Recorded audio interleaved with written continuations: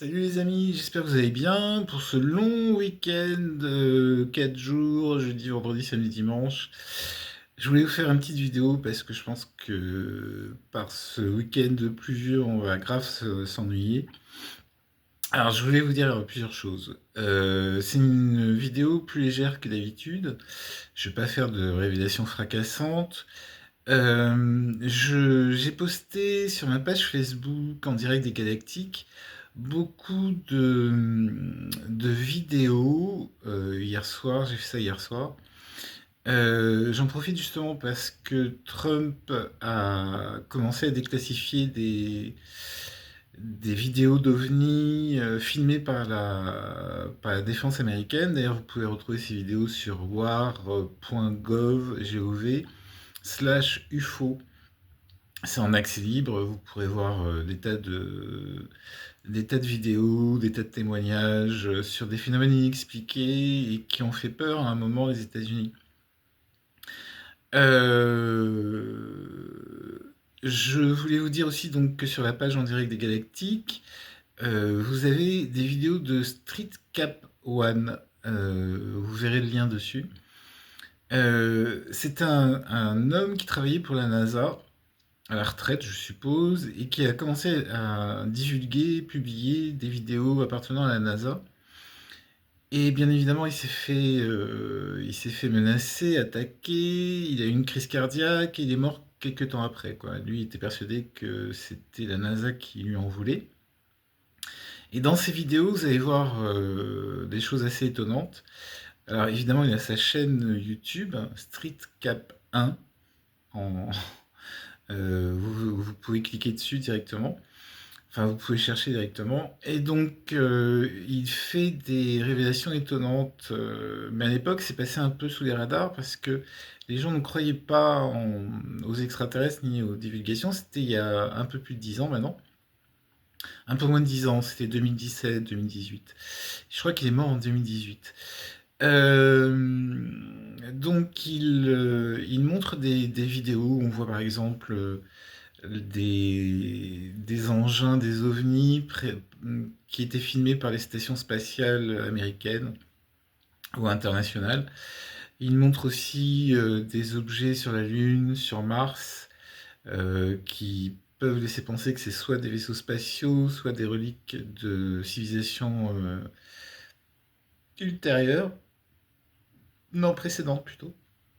Ultérieures, c'est après. Il montre aussi des vidéos du Soleil où on voit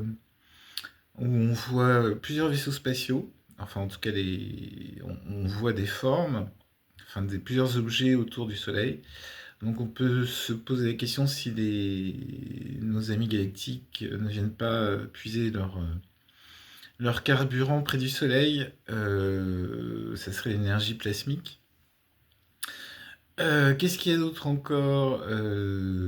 Des planètes qui apparaissent et qui disparaissent de façon magique en quelques secondes. Et puis j'ai aussi publié des vidéos de Secure Team 10. Secure Team 10, c'est un Américain qui fait ça depuis des années. Il devient de plus en plus discret, mais à l'époque, il publiait au moins une vidéo par jour. Vous en avez plus de 1000 sur son site, j'en ai relayé deux. Une qui parle des scientifiques qui ont disparu, présumés suicidés. Et j'ai retrouvé une de ses vidéos, de ses anciennes vidéos, où il parle de 25 scientifiques pareils qui ont disparu, tous suicidés, qui travaillaient pour l'administration Reagan, qui était persuadé, d'ailleurs il montre un extrait où Reagan parle de mise en place de défense contre une invasion extraterrestre probable, présumée. Et donc ces scientifiques auraient travaillé pour le gouvernement américain, et dès qu'ils touchaient de trop près certaines révélations, on les retrouvait pendus, suicidés, etc. Donc c'est assez marrant de voir qu'à 40 ans d'écart, on retrouve le même mode de fonctionnement. Quand il explique la disparition de la dizaine de scientifiques, dont David Wilcock, il explique que il y aurait eu plusieurs raisons à la disparition de ces scientifiques. D'abord parce qu'ils travaillaient sur des programmes, des nouveaux programmes, énergie plasmique, l'antigravité, énergie du point zéro. Et puis il parle aussi de l'idée que peut-être les extraterrestres eux-mêmes ne voulaient pas que soit diffusé ces nouvelles énergies et auraient fait disparaître les scientifiques qui travaillaient dessus. Bon, voilà, c'est une théorie comme une autre. Sur la page En direct des galactiques, j'ai publié aussi la dernière interview de Jean-Charles Moyen, qui nous raconte avoir été transformé en super soldat, comme le personnage de Wolverine dans les X-Men, où on l'aurait boosté physiquement avec des traces d'opérations qu'il aurait subies, lui donnant une super force, une super structure, comme un exosquelette si vous voulez. Et il parle aussi de son histoire qui aurait été la trame du jeu vidéo Halo et de la série qui en a découlé, produite par Steven Spielberg. Alors il se demande où est-ce qu'ils sont partis chercher cette inspiration, et je trouve ça intéressant parce que souvent les séries américaines de science-fiction ont toujours fait appel soit à des théories complotistes qui circulaient à l'époque, soit des théories complètement nouvelles. L'idée du cyborg, c'est les films Terminator de James Cameron, qui nous explique que dans le futur, les hommes seront augmentés. Leur capacité, leur cerveau, ils seront mi-hommes, mi-machine. Ça commence à prendre sens maintenant avec l'intelligence artificielle qui peut parfaitement s'adapter à notre cerveau, la possibilité de, de se connecter avec des ordinateurs. C'est aussi ce que pense Elon Musk sur le transhumanisme, qu'il ne faut pas s'inquiéter de se faire implanter des puces qui permettraient par exemple aux paralysés de pouvoir marcher après une attaque, un AVC, etc. Et retisser les fils nerveux, si vous voulez, grâce à cette puce, pour permettre de reprendre le contrôle de son corps. Malheureusement, si on commence comme ça, il n'y aura pas de fin, quoi. On peut augmenter la capacité cérébrale, on peut augmenter la capacité physique en faisant taire le cerveau qui dit j'ai mal, je suis fatigué. On peut dépasser ça et faire de nous des véritables robots. Bon, ça c'est encore de la science-fiction, heureusement, mais on va y arriver. À mon avis, assez rapidement, si on n'arrête pas le processus. On ne saura plus si on est des humains ou des robots. Autre révélation de James Cameron, c'est le film Avatar. C'est-à-dire que pour la première fois, il a mis en place l'idée que des humains ou des extraterrestres, c'est pareil, puissent rentrer dans des caissons de survie et déplacer leur conscience dans des corps sur des planètes, sur d'autres planètes.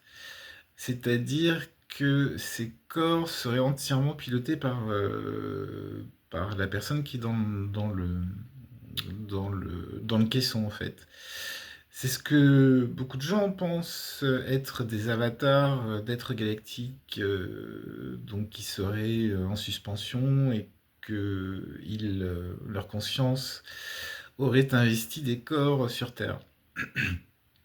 Bon, ça c'est à voir, on en reparlera dans une autre vidéo. Sauf que maintenant, on n'a plus besoin de caisson, c'est-à-dire que votre conscience peut être splittée et de différentes façons, et vous pouvez vivre à la fois dans l'espace, sur la Terre et sur d'autres planètes, et dans d'autres dimensions aussi. Ça, c'était pour James Cameron et la série X-Files, bien sûr. la série X-Files, qui est la première à mettre en scène des théories complotistes, ufologiques qui circulaient sous le manteau. Moi, je me rappelle que dans les années 90, j'écoutais une radio qui s'appelait Ici et Maintenant sur la FM. C'était très tard le soir, je crois vers 23 heures, un truc comme ça, où Didier Deplège invitait des gens comme Marie-Thérèse de Brosse et qui parlait, entre autres, hein, Marie-Thérèse de Brosse, qui parlait d'extraterrestres, d'ovnis, d'enlèvements, d'implants qu'on fixait aux gens qu'on avait enlevés, enfin que les extraterrestres auraient enlevés, pour pouvoir les suivre toute leur vie. Évidemment, tout ça paraissait complètement fou. Moi-même, je me disais, mais qu'est-ce que c'est que cette histoire, quoi? Et pourquoi c'est pas relayé par les médias? Et puis vous avez la série X-Files qui reprend exactement les mêmes arguments, nous expliquant que... alors ça a duré plus de 10 ans, hein, X-Files, en nous expliquant que des terriens étaient enlevés par des extraterrestres, par des petits gris. Le héros principal, Fox Mulder, avait vu sa sœur enlevée par les extraterrestres et ne l'a jamais revue, et donc c'est pour ça qu'il aurait fait partie du FBI pour pouvoir enquêter. On lui a flanqué une jeune stagiaire sortie des écoles, Dana Scully, qui au départ très sceptique était une scientifique et qui va progressivement adhérer aux thèses de Mulder en se faisant elle-même enlever, quoi, avec un implant. Alors cette histoire d'implant, je comprenais pas trop, mais apparemment ça a l'air courant, puisque ça a l'air courant. Bon, je vais pas aller plus loin. Dans cette série, il parle d'un complot mondial, c'est-à-dire que les élites auraient conclu des accords avec les extraterrestres pour d'abord profiter de leur technologie et pour éviter qu'ils nous envahissent. Ces élites mondiales donc auraient signé un pacte avec le diable, euh, et dont certains auraient sacrifié leurs enfants, dont Mulder justement, pour les expériences extraterrestres. Euh, Ça se serait passé dans les années 50. Et maintenant, on nous parle de plus en plus de visites extraterrestres avec le président Eisenhower, qui aurait refusé ce pacte avec les extraterrestres, mais lui disait que le complexe militaro-industriel aurait conclu des accords avec des races involutives. Les races évolutives voulaient que les États-Unis arrêtent le programme nucléaire. C'est ce qu'ils se disent un peu partout dans les milieux ufologiques. Évidemment, Eisenhower aurait refusé de peur que l'Union soviétique prenne le leadership sur la Terre. Et du coup, alors d'autres extraterrestres seraient tournés vers le complexe militaro-industriel, puisqu'aux États-Unis, en fait, vous avez d'un côté la défense américaine, de l'autre côté des sociétés privées à qui on a délégué la construction, la rétro-ingénierie de soucoupes volantes qu'on aurait retrouvées, par exemple, à Roswell, qui a été débunké, etc. Enfin bref. Et donc cette rétro-ingénierie aurait servi donc à des sociétés américaines comme Lockheed Martin ou Boeing de créer des soucoupes volantes qui leur auraient permis, pardon, de voyager dans l'espace, oui, c'est ça, en dehors de la Terre, dans le système solaire. C'est la flotte Solar Warden. D'ailleurs, sur la page en direct des Galactiques, vous avez une photo présumée de Solar Warden. Enfin, d'un des vaisseaux de Solar Warden. Solar Warden, c'est la flotte de l'US Navy dans l'espace, dans laquelle Jean-Charles Moyen dit avoir bossé notamment sur le Solaris. Donc revenons à X-Files, il nous parle d'un pacte qui aurait été signé avec le complexe militaro-industriel et les races extraterrestres involutives comme les draco-reptiliens, etc. Et puis, il parle aussi donc que ce pacte aurait engagé ceux qui l'auraient signé et aurait accepté de sacrifier certains de leurs enfants. La petite fille du président Eisenhower, Laura Eisenhower, a sa propre chaîne YouTube et raconte beaucoup de choses. Elle explique effectivement cette rencontre d'après son grand-père. Elle explique aussi avoir été sacrifiée entre guillemets, puisque c'était une starseed, j'en ai parlé dans d'autres vidéos. Elle aurait été évidemment enlevée par des races involutives qui en auraient fait un super soldat. Qui aurait servi donc dans les programmes spatiaux secrets. Elle explique également qu'en 52, après la défaite du Troisième Reich en Allemagne, le Troisième Reich aurait signé des pactes avec des extraterrestres involutifs dès le début, bien avant la Troisième Guerre mondiale, et n'ayant plus les ressources ni les moyens de contre-attaquer les forces alliées, seraient réfugiés en Antarctique. De là, ils auraient fabriqué toute une flotte et qui les aurait rendus technologiquement supérieurs aux États-Unis et auraient envahi le Capitole en 1952, ce qui aurait obligé le président Truman de l'époque de capituler et de donner la victoire aux nazis. C'est un truc complètement fou. Alors ces nazis ont non seulement envahi notre système solaire en colonisant la Lune, Mars et Cérès, auraient donc développé une flotte spatiale extrêmement puissante, toujours alliée avec un conglomérat d'extraterrestres, les dracos, les insectoïdes, etc. Aurait gagné aussi, sans que ce soit reconnu, la Seconde Guerre mondiale, serait infiltré dans le gouvernement américain, aurait fait embaucher leur propre scientifique comme Werner von Braun, et aurait changé le cours des choses. De l'autre côté, vous avez Eisenhower, et qui se serait allié avec un extraterrestre du nom de Valiantor pour déjouer en fait l'influence des nazis sur la Maison Blanche. Ça a l'air de la science-fiction, hein. Ce que je vous raconte est totalement délirant. Mais ouais, ce qui ressort de plus en plus de documents déclassifiés, le Majestic 12, qui serait en fait le véritable dirigeant des États-Unis, c'est une assemblée de 12 personnes dont le chef serait en fait Alan Dulles, qui était à la tête de la CIA. Donc tous ces documents existent, c'est pas un délire de ma part. Par contre, j'ai du mal à penser qu'il y a un document qui donne la victoire aux nazis.